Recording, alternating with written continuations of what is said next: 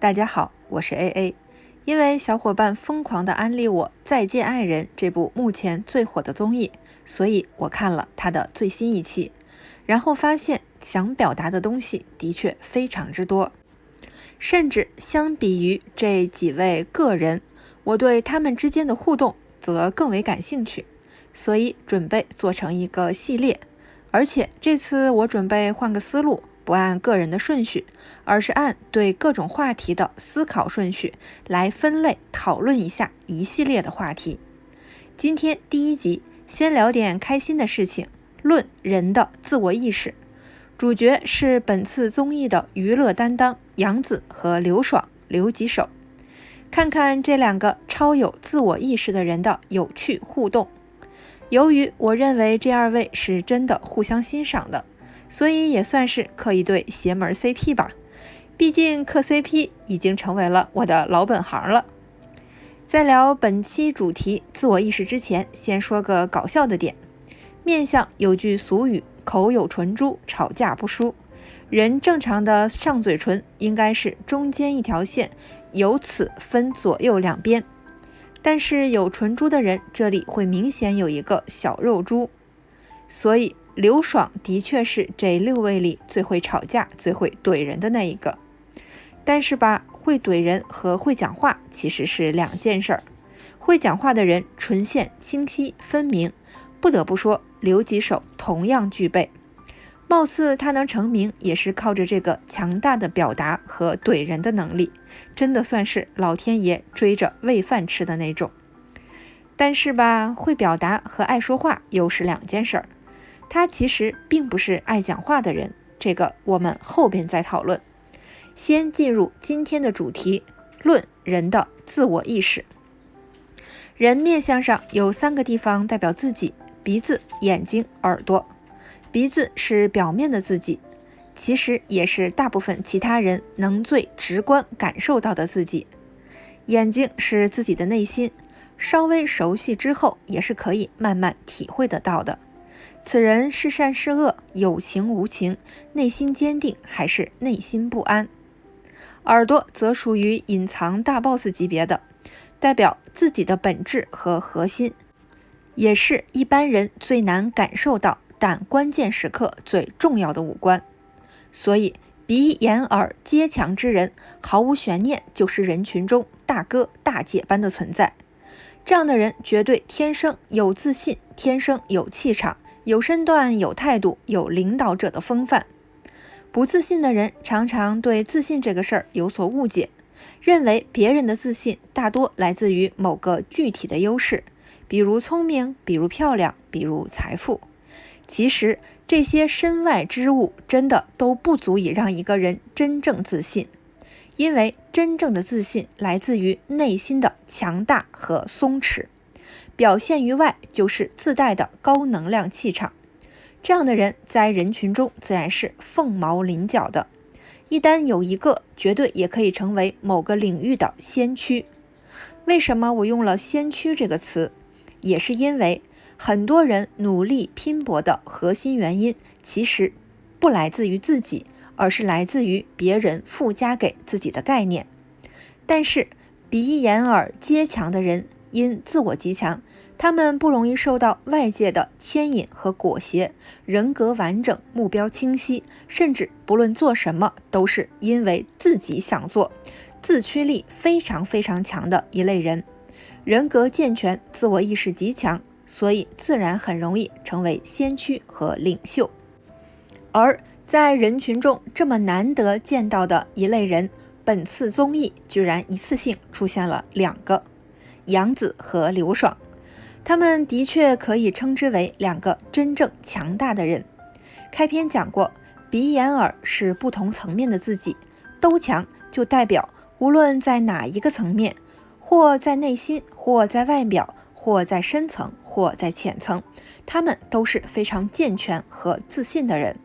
好处就是非常自信且非常自洽，绝对不会被其他人、其他杂音所影响。如果非得挑点毛病，那就是太自我了，不会为别人妥协和改变。用节目里的说法就是爹味儿太重。我愿称他俩为爹头爹脑二人组，因为他们都是人群中超级稀有的真正强大之人。所以他们看待他人的时候，常常也会抱有智慧大哥看小朋友的心态，都是非常容易看穿一个人的脆弱和愚蠢，于是就特别爱干说教和灌输思想之类的事情。然后我们看一下这爹头爹脑二位的各种细节。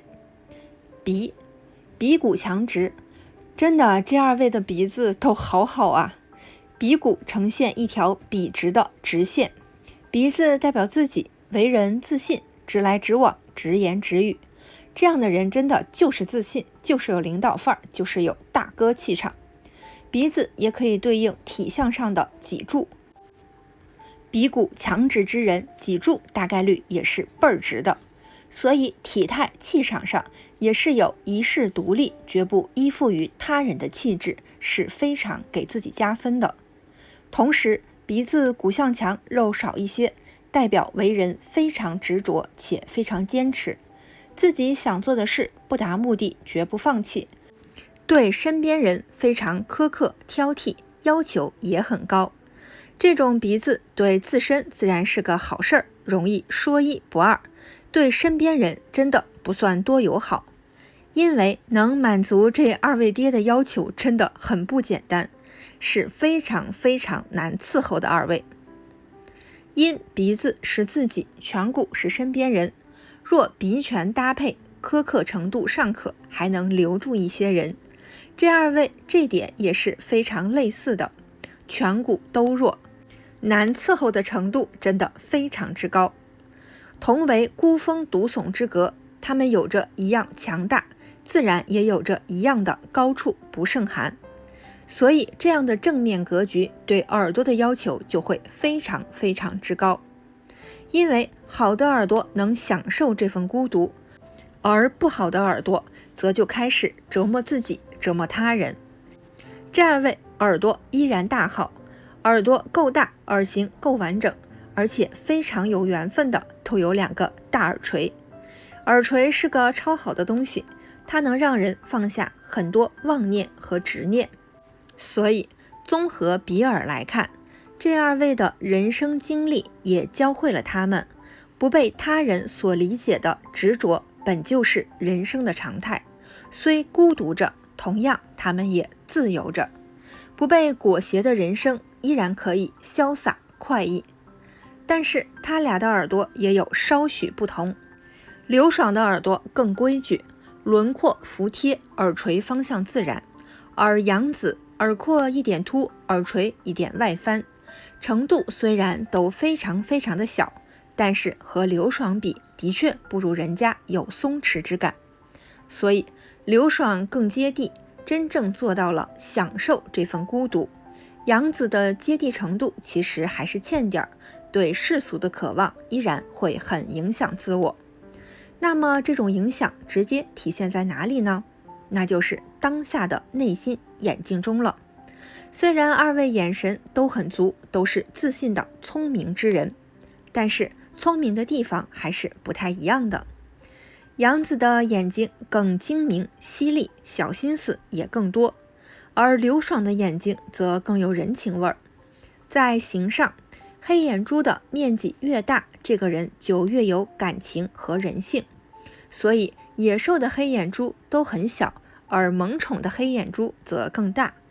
刘爽的眼睛自然是更接近于萌宠的，同时双眼皮本身也是有感情的意思，所以这是一双非常通人情通人性的眼睛。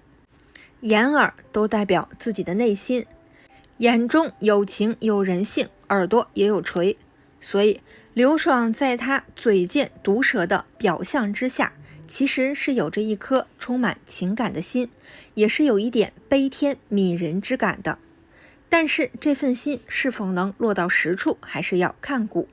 他虽有所悲悯，却未必真的会做什么，因为下庭骨相太弱，没有什么行动能力。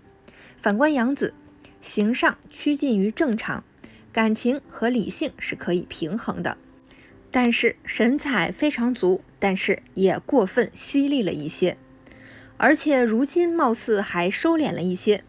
从前这两口子的眼睛是这样的，真的非常犀利。我对这种眼神的评价就是掠夺资源的一把好手，同时结合耳垂的一点外翻，急功近利之心就很明显了。这就是两个强大的聪明人最不同的地方。刘爽的强大更偏向于精神世界的自洽，杨子的强大更偏向于对资源的占有。以上讨论的都是面向格局上的均位，源于对自我的解读，而这些自我如何达到，还是要看是哪一个臣子在干活。五岳格局上，刘爽的额最好，他是靠脑子和智慧来干活的。杨子的下巴则最有气势，他是靠身体力行的处理事情、解决问题干活的。所以这也是这对 CP 最有意思的地方。上庭是思想，刘吉手上庭翻阔饱满且有贵骨，起码肉眼可见的天庭骨隆起，太阳骨现起，上庭大好。首哥真的是个真正有智慧有思想的人，但是下庭十分泄气，又尖又缩，真的是毫无行动能力。反而杨子的下庭更好，下巴兜兜，腮骨给力，行动能力、执行能力超强，是处理当下问题的高手。但是上庭就全方面不如刘爽了。虽然他的上庭也是方的，但是不够饱满，侧面看还略微有一点点凹。虽然两侧也有现起的太阳骨，但是整体和刘爽还是没有办法比的。够方有贵骨的额头其实并不算差，只是和真正有智慧的好额头还是差距明显的。上庭是思想，下庭是行动，上庭是因，下庭也是果。所以杨子稍微看懂一件事情的逻辑，就敢于行动尝试，而刘吉手能在脑海中构建一件事整套完整的逻辑体系，但就是完全迈不开腿，不能吃苦，不会行动。所以刘爽会非常非常欣赏杨子的行动力、执行力，杨子则非常欣赏刘爽超前的思想和分析能力。而在这种根本不需要干活、纯粹发表观点的综艺节目中，有思想且表达能力更好的刘爽自然更占优势，因为思想在额，表达在嘴。我们再看一下杨子、刘爽的嘴巴对比。杨子的嘴巴又薄又小，唇线清晰度非常不足。唇薄之人爱说话，表达欲惊人，但是唇线是表达里的理性和逻辑，杨子这方面很差，所以他虽然爱说话，但是很容易言之无物。而刘爽唇厚，天生话不多，但是唇线清晰，有唇珠，逻辑清晰，表达能力大好。